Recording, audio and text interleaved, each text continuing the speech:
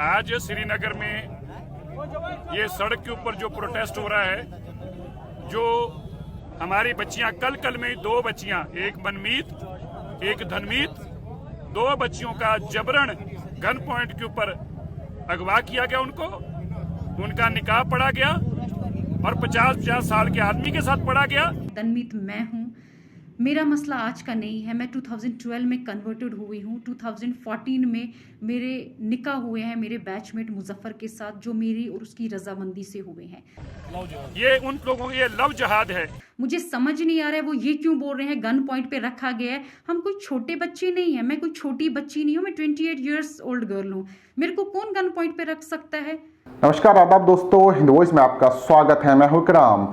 जब से यूपी में एटीएस ने 2 लोगों को धर्मांतरण के इल्जाम में गिरफ्तार किया है, एक बाढ़ सी आ गई है। जो इधर से देखो धर्मांतरण की खबर आ रही है, कभी कोई कहीं से खबर आती है कि किसी को लाभ देकर, लालच देकर उसका धर्म परिवर्तन कर रहा है, कभी कहीं से खबर आ रही है कि लालच के चलते धर्म परिवर्तन हो रहा है। कई सारी ऐसी खबरें हैं जिसमें लोगों की पोल खोल गई कि किस तरह से लोग अपना निजी फायदा उठाने के लिए धर्म परिवर्तन का ढोंग कर रहे हैं। जैसे मैंने आपको बताया था, बुलंदशहर में भतीजे की जमीन कब्जानी थी तो धर्म परिवर्तन का एलिगेशन लगा दिया। उसके अलावा एक लड़की को दुबई में नौकरी करनी थी तो उसने धर्म परिवर्तन का एक सर्टिफिकेट बना लिया, माँ बाप को लगा धर्म परिवर्तन कराया, थाने पहुंच गए, वहां जाकर मामला क्लियर हुआ। इसके अलावा तमाम तरह की रोजाना नए से नई चीजें हमारे सामने आ रही हैं और ज्यादातर इसमें देखने को मिल रहा है कुछ ना कुछ इसमें इनका निजी फायदा है या किसी से रंजिश है या दुश्मनी है। ये तमाम तरह की चीजें हो रही हैं। इसके अलावा पिछले 3 दिन से जम्मू से भी एक बड़ी खबर आ रही है, श्रीनगर से। वहां पर सिख समाज जो है वो प्रोटेस्ट कर रहा है अपनी 2 लड़कियों के लिए। धनमीत और परममीत दोनों का नाम बताया जा रहा है। धरने पर बैठे लोग आरोप लगा रहे हैं कि हमारी बेटियों का जबरदस्ती निकाह कराया गया, उनका धर्म परिवर्तन करा गया और 50 साल के लोगों के साथ उनका निकाह पढ़ा दिया गया और हमारी बेटी को किडनैप कर लिया गया। प्रशासन हमारी सुन नहीं रहा। अब इस मामले को लेकर तमाम तरह की राजनीति गरमाई हुई है। इसको लेकर कई सारे जो भाजपा के हिंदूवादी है, कहीं ये हेट स्पीच वाले नेता हैं, उन लोगों ने इस पोस्ट को लगातार शेयर किया क्योंकि ज़्यादातर उनको प्रॉब्लम ये हो रही है। शायद पिछले दिनों मैंने कई ऐसी खबरें की थी जिसमें पंजाब से खबर हमें देखने को मिल रही है कि किस तरह से पुरानी मस्जिद थी या जहां मस्जिद नहीं थी वहां पर मुसलमानों के लिए सिख समाज मस्जिदें बनवा रहा है, एक साथ रह रहे हैं और फिर से वहां पर वही गंगा जमुना की तहजीब हमें देखने को मिल रही है। लेकिन इस मुद्दे को लेकर इस तरह के लोग जिन्हें नफरत करने का एक मौका चाहिए वो लगातार मौका ढूंढ रहे थे और इसको शेयर करना उन्होंने शुरू कर दिया।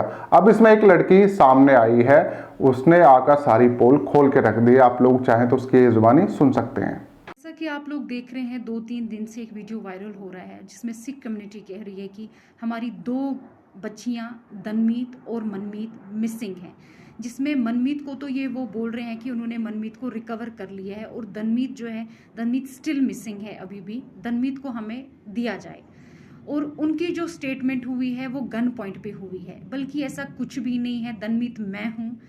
मेरा मसला आज का नहीं है। मैं 2012 में कन्वर्टेड हुई हूँ। 2014 में मेरे निकाह हुए हैं मेरे बैचमेट मुजफ्फर के साथ, जो मेरी और उसकी रजामंदी से हुए हैं।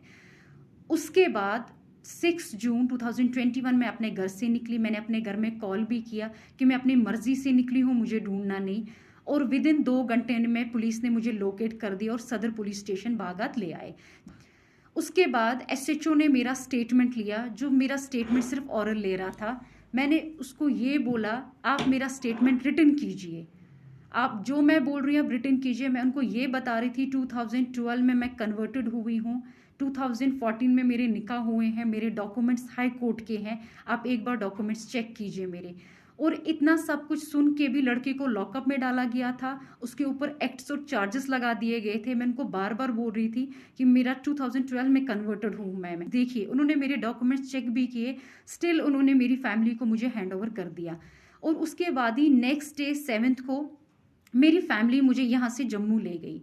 और जम्मू जाते ही क्या हुआ, जम्मू जाते ही वो लोग मुझे पंजाब ले गए।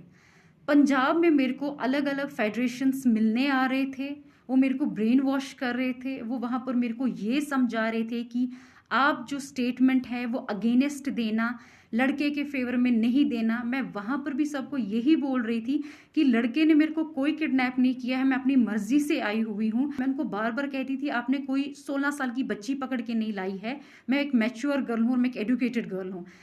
इतना सुनने के बाद भी वो मुझे यही थ्रेटनिंग दे रहे थे कि अगर आपने ऐसा स्टेटमेंट वहाँ पर दे दिया जो स्टेटमेंट लड़के के फेवर में होगा, तो हमारे शूटर्स वहाँ पर बाहर आपका वेट कर रहे होंगे, आपको निकलते ही शूट कर दिया जाएगा। वहाँ हमारे घर के साथ ही एक पुलिस स्टेशन है, उनकी पुलिस भी वहाँ पर थी। उसके बाद वो मेरे रूम में आए, उन्होंने मुझे बोला मैडम चलिए, हमारे पास हाई कोर्ट के ऑर्डर्स हैं। वो ऑर्डर हमने देखे और सीधे पहले मुझे जानीपुर पुलिस स्टेशन में ले गए।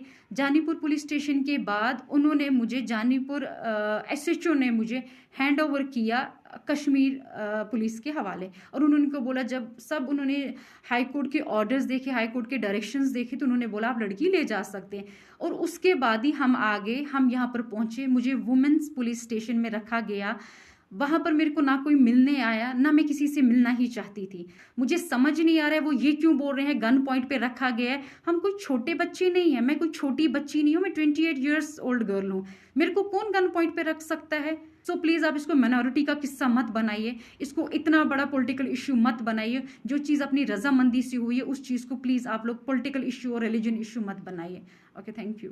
तो इस लड़के का आपने बयान सुना, इसने सारी चीज़ें क्लियर कर दी। ये धनमीत है जिसने खुद सामने आकर सारी सच्चाई बताई है और कहा है कि ऐसा कुछ नहीं हो कि गन पॉइंट पर निकाह हुआ है। ये जिसके साथ पढ़ते थे उन्हीं के साथ इनका प्रेम प्रसंग था और उसी जो इनका क्लासमेट रहा था उसी से इन्होंने शादी की।